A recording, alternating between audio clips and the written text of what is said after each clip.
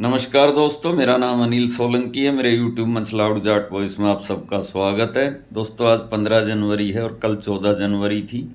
ये video actually मुझे कल ही शूट करना था, लेकिन कल किसी कारण से मैं ये वीडियो शूट नहीं कर पाया क्योंकि कल संक्रांत का त्यौहार था। और संक्रांत के त्यौहार का हमारी हरियाणवी संस्कृति में एक विशेष महत्व है और इस संक्रांत के दिन से हमारा एक इतिहास का पन्ना भी जुड़ा हुआ है। आज मैं आपको दोनों ही बातें बताऊंगा कि संक्रांत के त्यौहार का हरियाणवी संस्कृति में क्या महत्व है और इस दिन से इतिहास का कौन सा ऐसा अध्याय जुड़ा हुआ है जिसकी वजह से भारत का इतिहास बदल गया। तो सबसे पहले करते हैं हरियाणवी संस्कृति का संक्रांत में क्या महत्व है। तो दोस्तों, सबसे पहली बात तो ये है कि जो संक्रांत का त्यौहार है ये हर साल 14 जनवरी को ही आता है। बाकी सारे त्यौहारों की तारीख अदला बदली हो जाती है। आजकल तो आपने देखा होगा कि बहुत से त्यौहार तो दो दो दिन मनाए जाते हैं, लेकिन पता नहीं ये क्या कुदरत की माया है कि संक्रांत हमेशा 14 जनवरी को ही मनाया जाता है।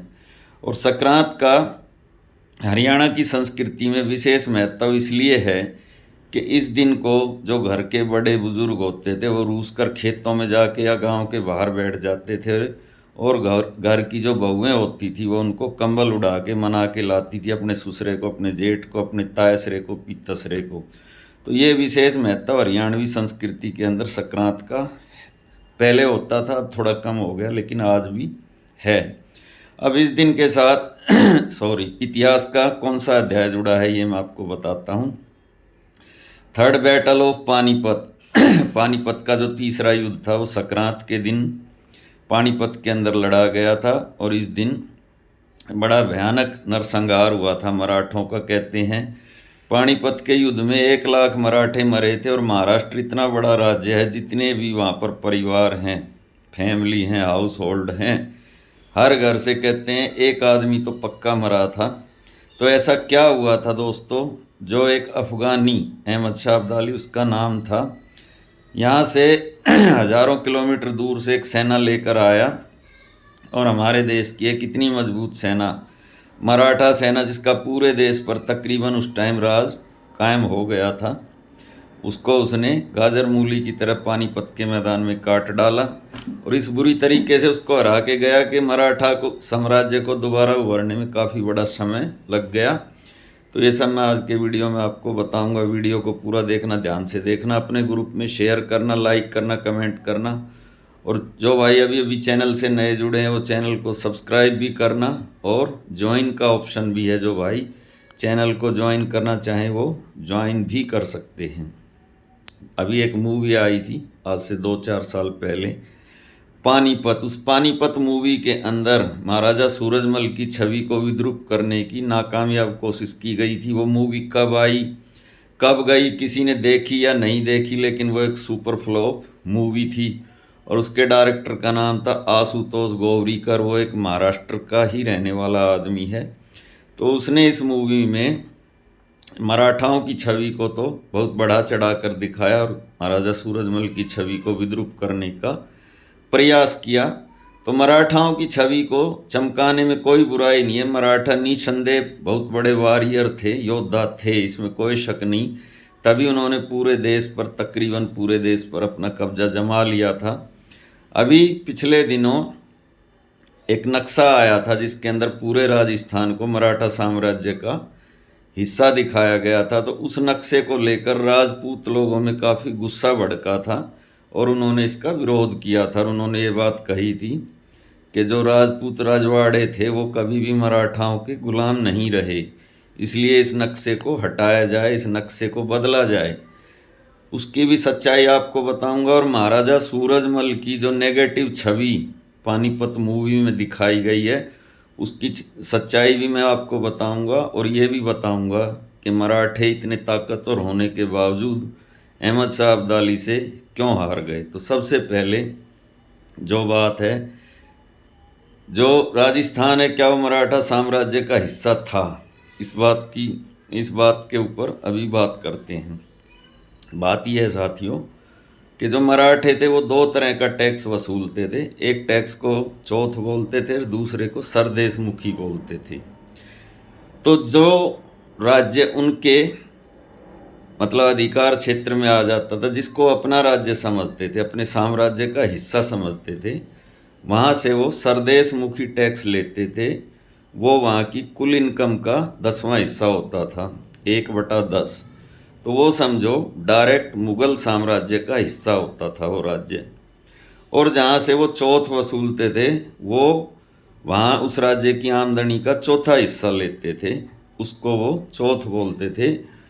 वो जो हिस्सा जहाँ से वो चौथ वसूलते थे, वो डायरेक्ट उनके साम्राज्य का हिस्सा तो नहीं होता था, लेकिन ये बात सच है कि वहाँ से वो टैक्स वसूलते थे। और उसका ये मतलब होता था कि आपको अगर हमारे हमले से, हमारे आक्रमण से अपने राज्य को सुरक्षित रखना है, तो आपको अपनी आमदनी का हमको चौथा हिस्सा देना पड़ेगा। तो राजस्थान के अंदर जो राजपूताना का क्षेत्र है, जितना भी राजपूताना का क्षेत्र था, वहाँ से मराठे चौथ वसूलते थे। इसके अलावा हिंदुस्तान के बहुत बड़े हिस्से पर उन्होंने अपना कब्जा जमा लिया था, जहाँ से वो सरदेश मुखी वसूलते थे। दिल्ली भी उनके कब्जे में आ गई थी, और दिल्ली का जो मुग़ल जो बादशाह था, शाह आलम द्वितीय, वो नाम का ही बादशाह रह गया था। पूरा टैक्स कलेक्शन का जो जिम्मा था वो मराठों के ही पास था, और मुग़ल साम्राज्य की जो रक्षा की जिम्मेदारी थी वो भी मराठों की ही थी। मुग़ल साम्राज्य नाम का ही साम्राज्य रह गया था। अब बात करते हैं कि पानीपत की तीसरी लड़ाई किस बात को लेकर हुई, अहमद शाह अब्दाली यहाँ पे क्यों आया, किसी भी उत्तर भारत के राजा ने इस लड़ाई में मराठों का साथ क्यों नहीं दिया, और महाराजा सूरजमल जाट जो कि लोहागढ़ भरतपुर के राजा थे, उन्होंने मराठों का साथ दिया, लेकिन बाद में वो भी लड़ाई शुरू होने से पहले क्यों वहाँ से वापस आ गए दिल्ली से। हुआ ये साथियों कि जो अहमद शाह अब्दाली था, वो पानीपत की तीसरी लड़ाई से पहले 6 बार भारत पर हमला कर चुका था। उसका मुख्य उद्देश्य होता था यहाँ से लूटपाट करके धन उगा के ले जाना, ना कि यहाँ पे राज करना। तो मराठों ने जब पंजाब पर काबू किया, पंजाब पर जब कब्जा किया, तो अहमद शाह अब्दाली का जो साम्राज्य था अफ़गानिस्तान में, उसकी सीमाएं मराठों से के साम्राज्य से लग गई। इसकी वजह से अहमद शाह अब्दाली चिढ़ गया, उसने दिल्ली पर हमला किया। तो दिल्ली पर जब उसने हमला किया, तो कोई भी उत्तर भारत का राजा अहमद शाह अब्दाली से लड़ने के लिए नहीं आया, मराठे दक्षिण से लड़ने के लिए आए। मराठे सबसे पहले 1760 में ग्वालियर में पहुँचे, मई के महीने में। ग्वालियर के अंदर मराठों की सरकार थी, वहाँ का जो राजा था वो था सिंधिया। इंदौर में होलकर और ग्वालियर में सिंधिया, ये 2 रियासत थी मध्य प्रदेश में मराठों की, और 2 ही रियासत महाराष्ट्र में थी, एक भोसले और एक गायकवाड़। तथा इनका जो पेशवा होता था, वो पेशवा था बाजीराव, और इनकी राजधानी पुणे या शायद रायगढ़ होती थी। तो उसके बाद में ग्वालियर से वो फिर भरतपुर में आए महाराजा सूरजमल के राज में, और वहाँ आकर उन्होंने भरतपुर के राजा सूरजमल से, अहमद शाह अब्दाली से लड़ने के लिए मदद मांगी। किस लिए मदद मांगी? हिंदुत्व के लिए। उन्होंने कहा कि आप हिंदू हैं, हम भी हिंदू हैं, तो अहमद शाह अब्दाली को रोकने के लिए हमारी मदद कीजिए। ये मई या जून के महीने की बात है, एग्जैक्ट डेट मुझे अभी याद नहीं है। तो महाराजा सूरजमल ने उनको कहा कि ठीक है, हम आपकी मदद करेंगे, अपनी सेना भेजेंगे लड़ने के लिए, लेकिन हमारी 2-3 शर्तें हैं।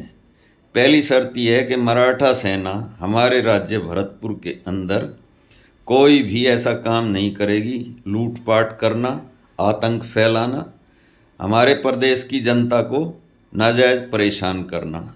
इस बात को जो मराठा सेनापति थे सदाशिवराव भाऊ ने मान लिया।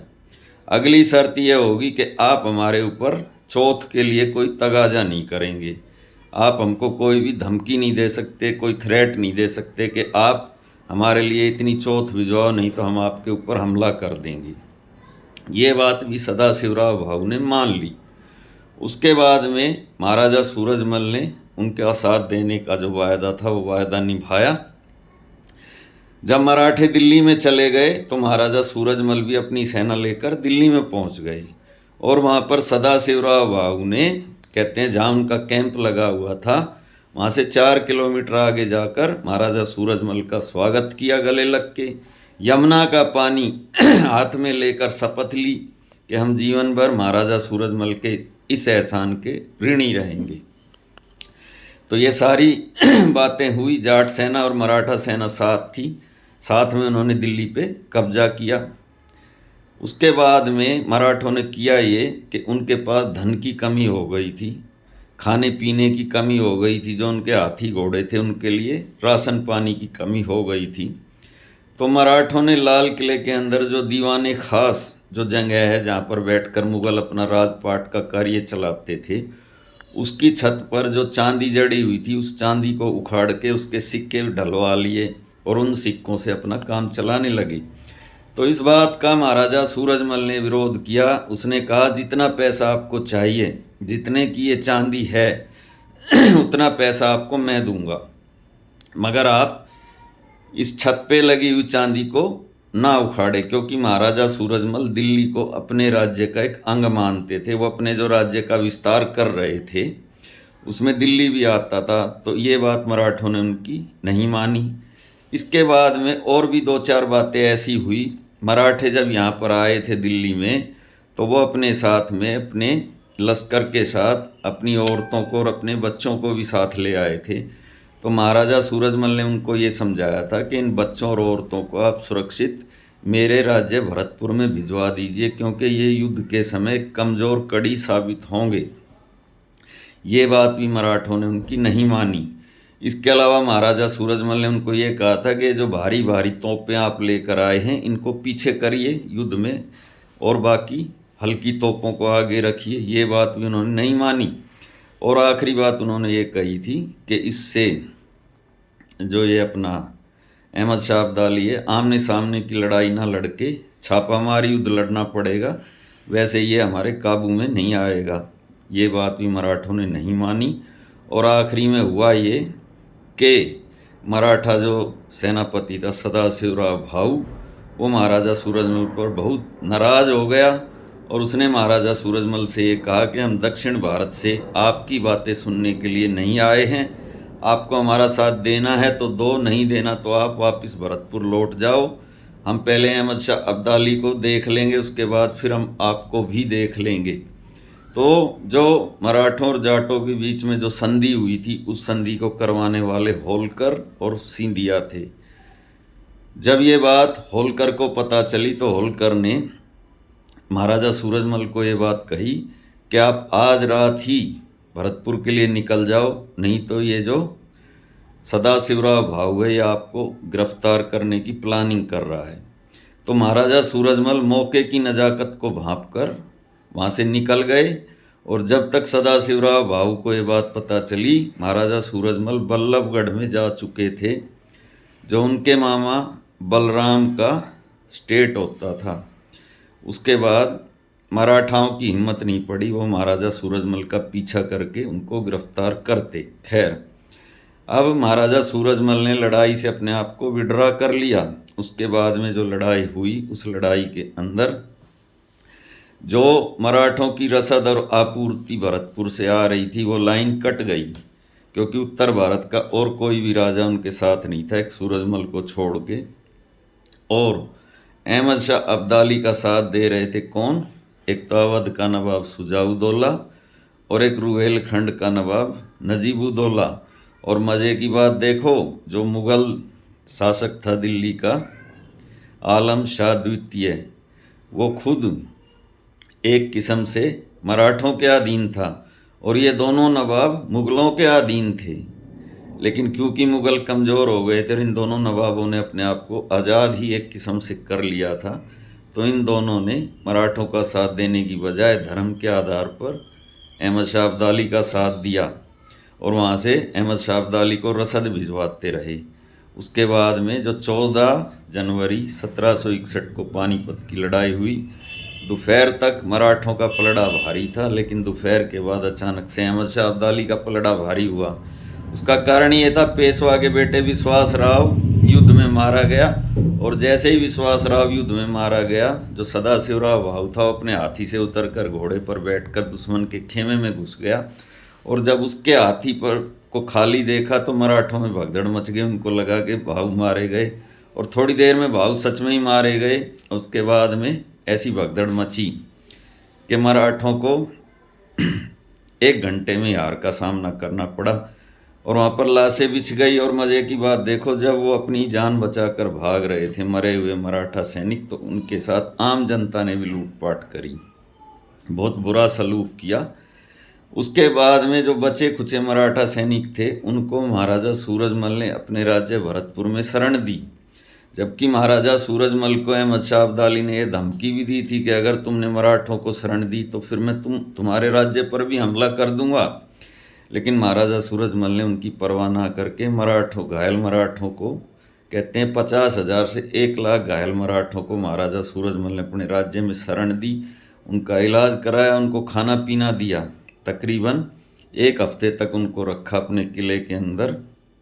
उसके बाद में उनको अपने लश्कर के साथ महारानी किशोरी देवी, जो महाराजा सूरजमल की धर्मपत्नी थी, वो उनकी राजधानी पूना और रायगढ़ तक छोड़ के भी आई। और वहाँ पर कुछ महाराजा सूरजमल की सेना के सैनिक आज भी बसे हुए हैं। वहाँ पे 15-20 गांव आज भी जाटों के महाराष्ट्र के अंदर हैं। तो ये था भाइयों आज के दिन का इतिहास। अब कोई फिल्म निर्माता इसको कैसे तोड़ मरोड़ के पेश करता है ये उसकी मर्जी, बाकी मैंने आपको सच्चा इतिहास बता दिया। इसी के साथ मैं आपका भाई अनिल सोलंकी आज का वीडियो समाप्त करता हूँ। भाइयों वीडियो कैसा लगा कमेंट करके बताना, और जो भाई अभी अभी चैनल से जुड़े हो चैनल को सब्सक्राइब करना। जो भाई मेरी आर्थिक मदद करना चाहते हैं वो इस QR कोड को स्कैन करें, तथा इस QR कोड को स्कैन करके आप मेरी आर्थिक मदद कर सकते हैं। आपकी आर्थिक मदद से मुझे अंदर से बहुत मजबूती मिलती है। धन्यवाद भाइयों, आपका दिन शुभ।